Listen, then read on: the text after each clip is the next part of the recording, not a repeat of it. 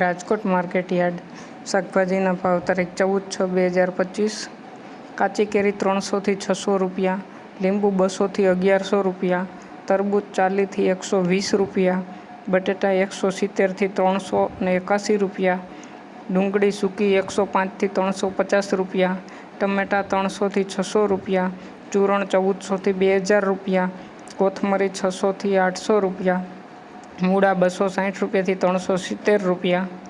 રીંગણા 300 થી 600 રૂપિયા, કોબીજ 200 થી 400 રૂપિયા, ફુલાવર 600 થી 800 રૂપિયા, ભીંડો 600 થી 900 રૂપિયા, ગુવાર